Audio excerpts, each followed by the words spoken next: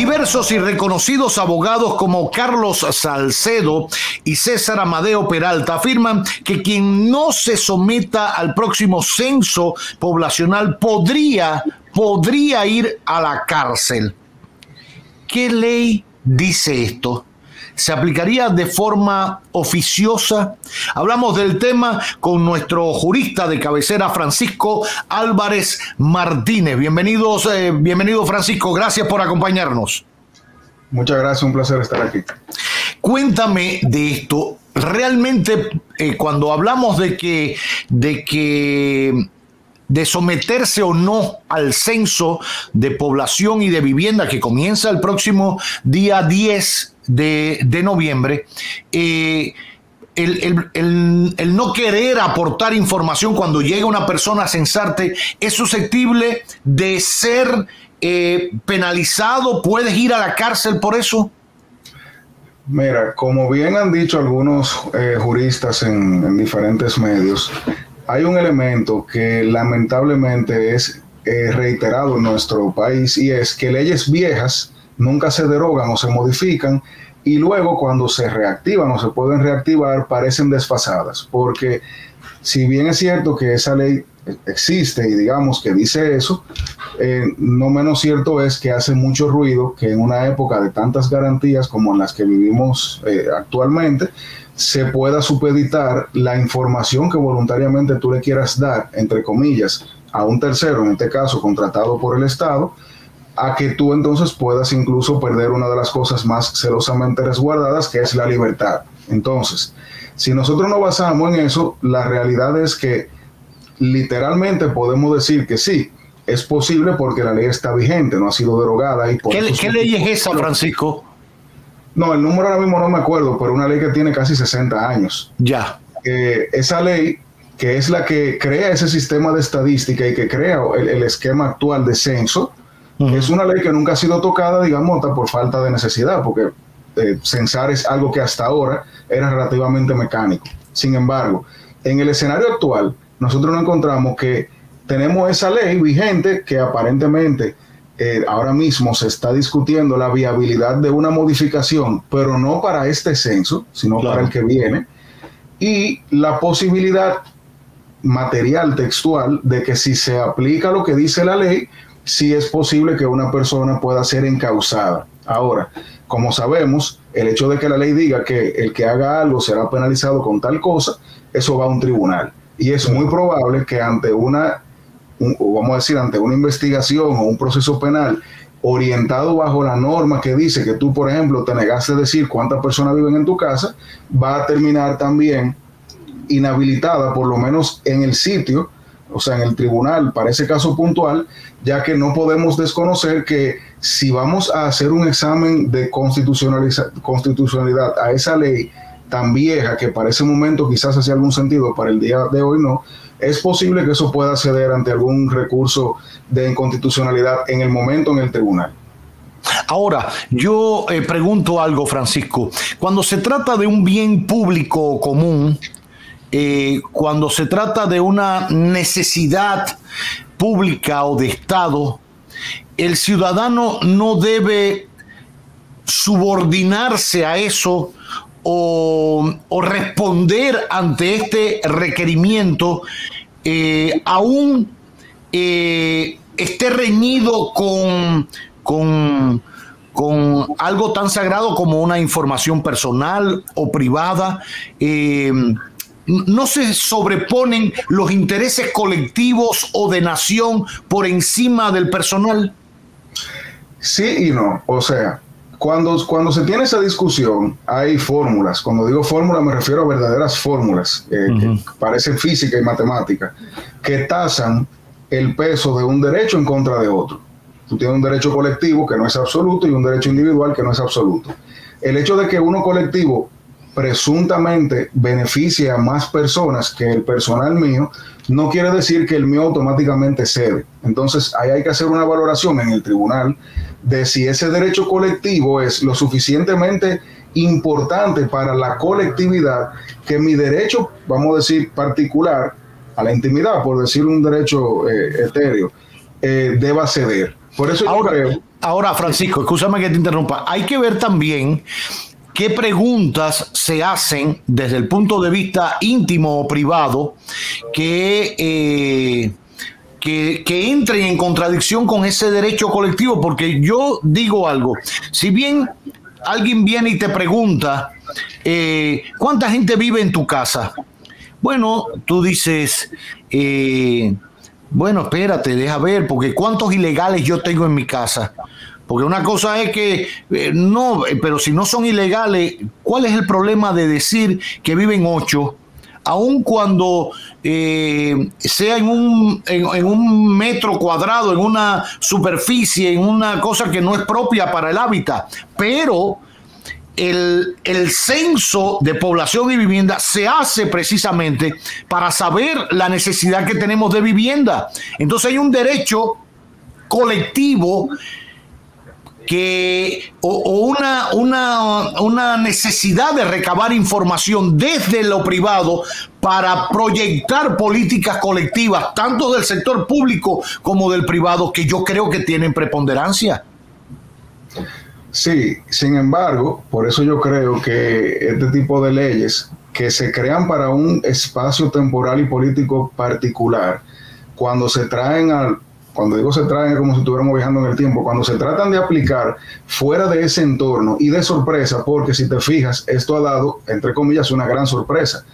Una ley que debe tener décadas sin ser quizás escrutinada por la población, al día de hoy tenemos una voz de alerta de podemos caer presos.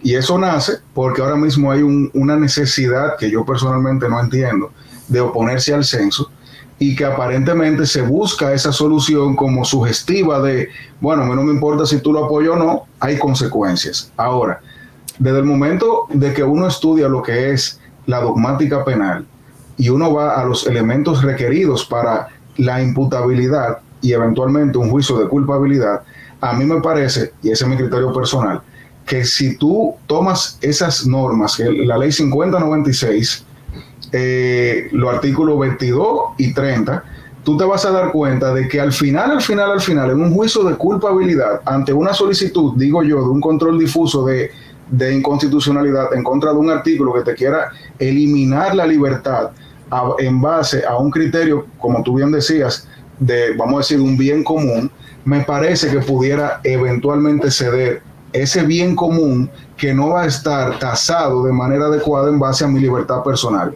Dicho en lenguaje llano, si a mí me preguntan quiénes más viven conmigo, quizás yo pudiera decir que no es mi deber o mi derecho decir que vive fulano de tal. Quizás Roberto Cavada puede decir que él vive en mi casa, pero soy yo que tengo que dar esa información.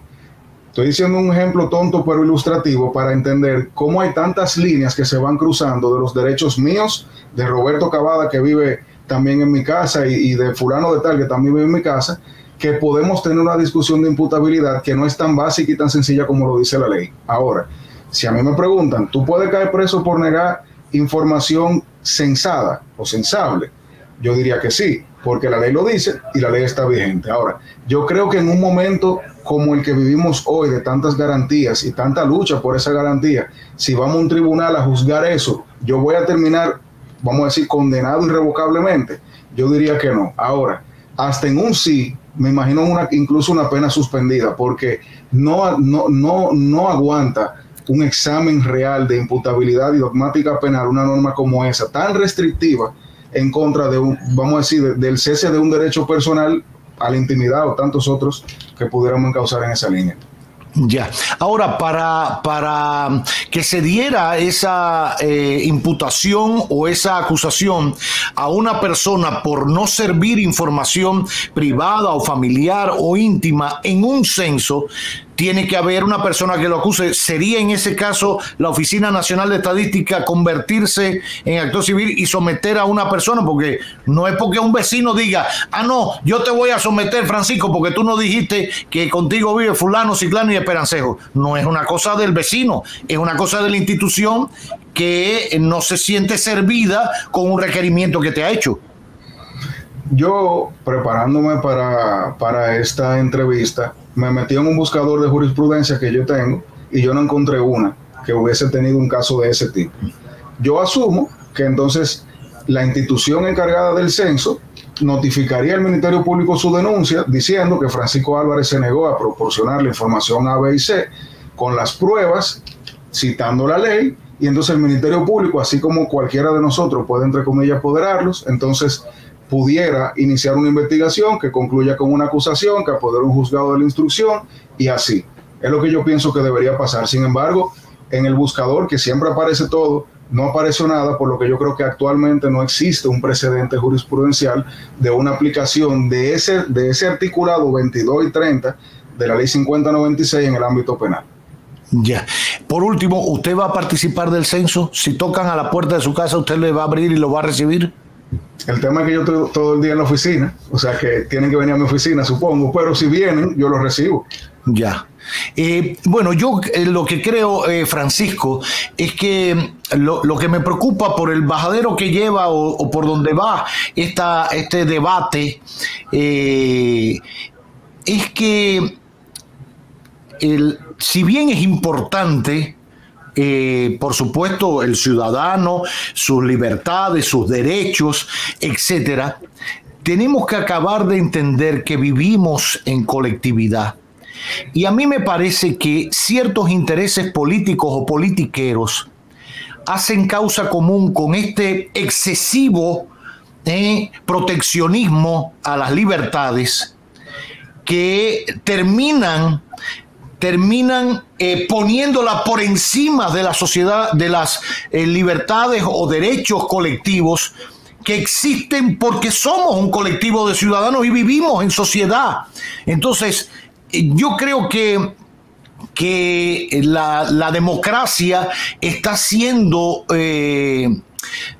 rehén de ciertos políticos que por no querer hacer el censo, que todavía no lo entiendo, por no querer hacer esto, comienzan a buscarle una vuelta y decir no digan nada, no participen, no brinden información porque esa información es personal. Pero caramba, esa es la manera de hacer política y comienzan a degradarse los derechos y hacerse tan volubles y tan interpretativos para uno y para el otro, que a mí me parece que al final se le está haciendo un flaco servicio a la democracia con estos vaivenes y acomodaticios de los derechos en uno y otro caso. Es mi opinión. Usted sabe algo que es muy importante sobre eso del censo, y ahí estoy saliendo del plano legal, obviamente. El censo no es convalidante de derechos, o sea, la labor estadística que se hace con el censo no te genera derechos ni a ti ni a terceros, que es uno de los argumentos que se tratan a veces de vender en los medios, de quieren regularizar gente, quieren hacer esto, quieren hacer aquello. No, el censo literalmente es la vía en la cual el Estado va a saber con qué debe trabajar las políticas públicas proyectadas en el tiempo. De ahí no sale ni nace ningún derecho. Por eso es que al no ser convalidante, ni crear o reconocer derechos, me parece que no logro entender ni siquiera la lógica detrás de las personas que se quieren oponer, entre comillas, si existe tal cosa, al censo, porque la única forma de uno saber cómo tenemos que crecer y para dónde es saber quiénes somos y dónde estamos.